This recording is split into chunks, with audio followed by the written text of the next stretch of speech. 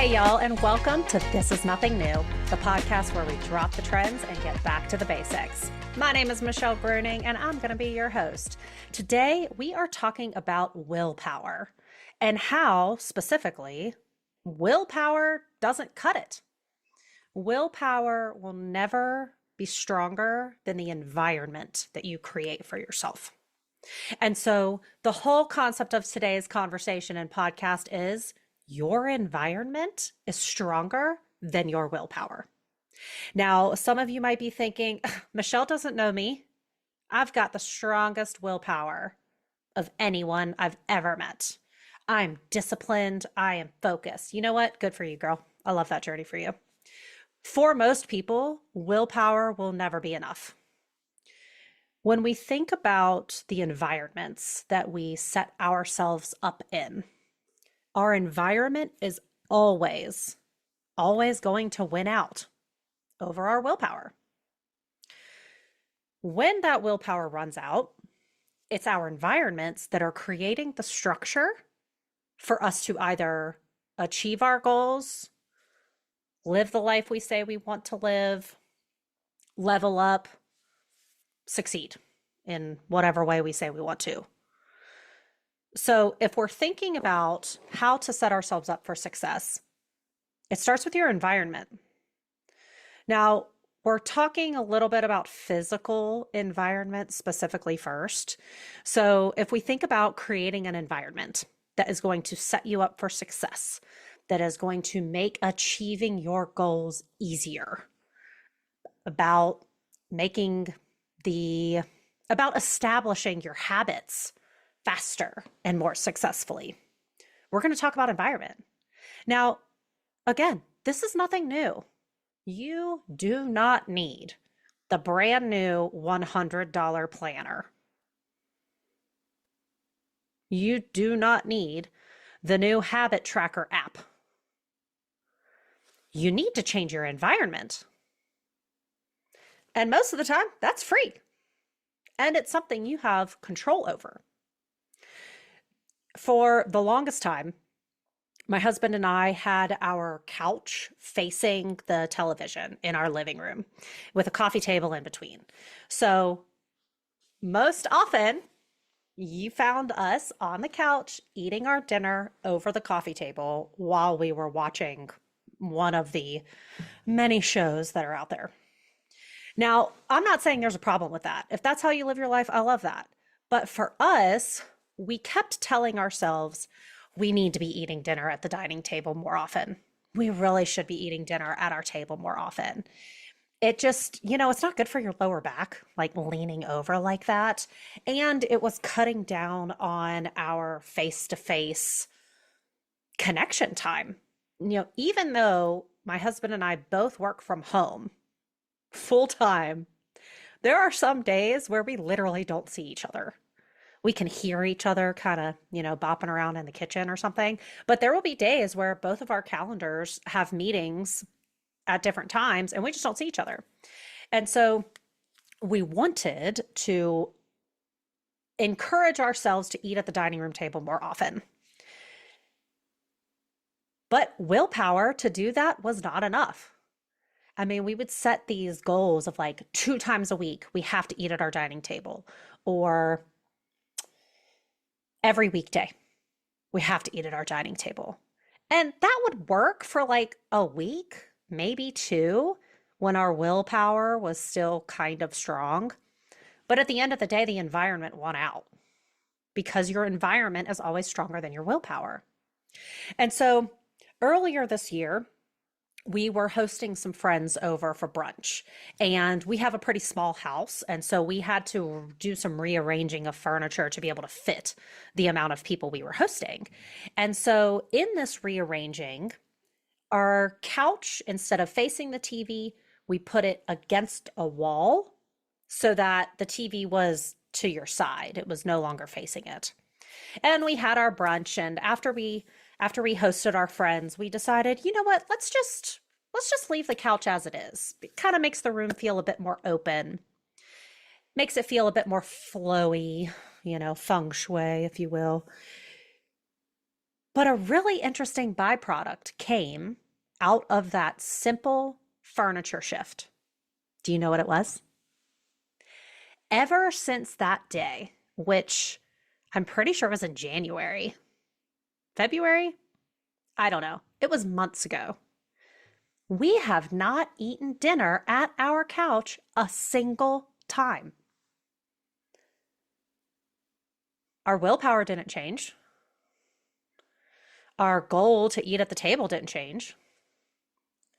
It was our environment. That one shift, it made it uncomfortable to want to eat dinner in the living room because you don't want to sit and you crane your neck to the left to watch TV while you eat. So the default best option became sitting at the dining room table and eating our dinner, which was the ultimate goal after all. So a lot of times when people are talking about establishing new habits and building new routines, they will tell you to reduce the friction between the effort you have to put in and the actual habit that you want to do. And that's true. That's totally true. A lot of those things you want to reduce the friction, and we'll talk about that here in a minute. But with this specific example of wanting to eat at our dining room table instead of sitting in the living room, we needed to increase the friction. We needed to make it less convenient and a bit more difficult to eat in the dining room, or excuse me, to eat in the living room, which is exactly what we did when we rearranged the furniture. And that's just one example of how your environment is always stronger than your willpower. We shifted one thing. We literally shifted a couch, and it put us on a path to success to eat dinner at our dining room table every single night. And sometimes, y'all, the biggest result is going to come from the smallest change. So if we think about another example, let's say you want to do some more reading. And I will talk about reading a lot on this podcast in different examples. One, because I love to read. I encourage you to do some more reading of whatever kind you like. And also it's an easy example. So let's say you want to read more, but you find yourself constantly picking up your phone almost every page you finish. It's just you're constantly interrupting your cycle. Maybe you're not even looking at your phone to do anything important. Maybe it's just a deep-seated kind of phone addiction, but that's a topic for another time. So here's one small environmental shift. Now, this is not rocket science here. This is not anything new, but a suggestion to shift your environment is to go into a room to read your book for 15 minutes and leave your phone in the other room. I know it sounds simple, and some of you are probably rolling your eyes at how dumb that sounds, but when you don't have your phone next to you, you can't pick it up. That's an environmental shift. Your environment has massive influence over your life.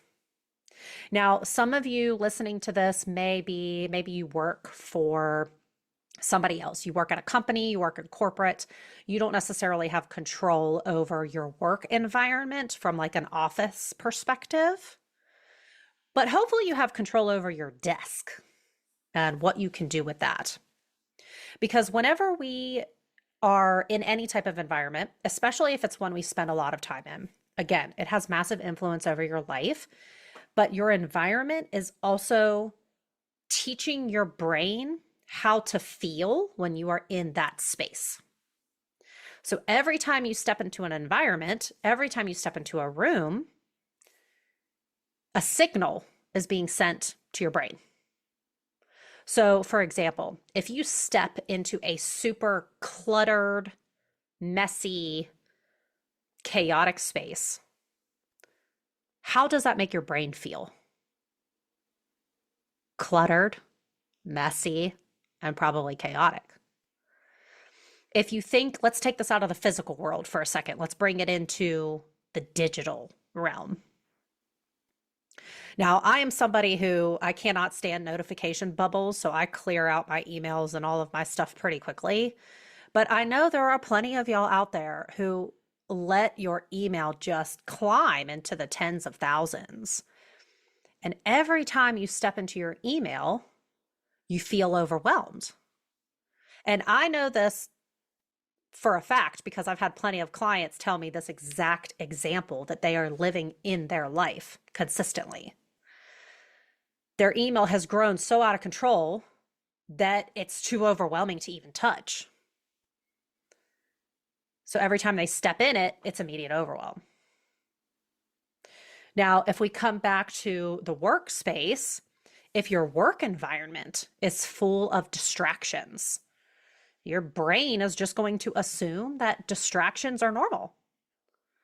Your brain is never going to be able to get into like a flow state because it's constantly waiting for the next distraction. Again, I know some of you cannot control this because you're not the business owner. You're in a space where you're an employee. So maybe you're at a company who has a very strong culture of distractions. Maybe people are just firing off chats or Slack messages or Teams messages nonstop. Maybe you're in an office with people and it is literally a physical distraction. People come and tap on your shoulder and it totally pulls you out of flow. And it happens so often, your brain just is always waiting for the next distraction. So a couple of suggestions there. Now, I know this isn't going to apply to everyone, so take it if you like it, leave it if you don't, is can you put up a do not disturb on your chat for an hour to try to get into some deep work? Can you put a sign on your door that says focus mode? Please do not disturb for an hour. At some point, we have to be able to take ownership over the things we can control. And some of those things we can control is our effort into setting up our environment in a way that is going to help us succeed. Now, environments are especially important to those of you who are going through a process of personal development, of personal growth, and you are really leaning into that next version of yourself that you're becoming. Because when we think about our environments, we outgrow them. Hopefully, you're evolving, you're changing, you're growing. And when you do those things, the environment that supported you to a certain point isn't necessarily going to be the environment that will support you to your next level. And so when you're thinking about elevating yourself to your next level, how does your environment need to shift to take you to that next level? Because if you're trying to get on a new level and your environment is dragging you back down to old habits, to old patterns or old identities, either you have to bring your environment up or it's eventually going to drag you back down. Because remember, willpower is always going to lose out over environment. So let's say that you are stepping into, I don't know, you're stepping into a new business. Let's say you want to start a new venture. And that requires you to be on camera a lot. It requires you to be on a Zoom call or Google Meet, whatever. You want to show up polished, intentional, and like you got your shit together. But if the background behind you is piles of boxes, a trash can in the corner, mounds of clothes, an unmade bed, that may have been fine for an old version of you, but is that serving the next version that you're growing into? Is the environment that you are creating sending the same message that you are trying to give to the world? We have to set up our environments to be on our side. We want to set them up for success. So I want you all to think about your environment. It could be your office space, it could be your bedroom, it can be your car, whatever. Just choose an environment, one that you spend a lot of time in. Is it set up for success? Is your environment crafted in a way that is going to put you on the path to your version of success? And if it's not, that's okay. If it's not, and you recognize that, now you can do something about it. And that's where your challenge comes in as we are wrapping up today's episode. Your challenge for this week is to do an audit of your environment. Identify that one area that you spend the most time in. And I challenge you to choose one thing in that space that can be improved. And then take the action to make it better. Remember, the biggest results can come from the smallest changes. So let me know in the comments, send me a DM, send me an email. Let me know what small change you decided to make and how it has created a better, more successful environment. Thank y'all for listening to This Is Nothing New. Remember, everything I talked about today, it's not rocket science. We're just getting back to the basics. Thanks for listening, and I'll catch y'all next time.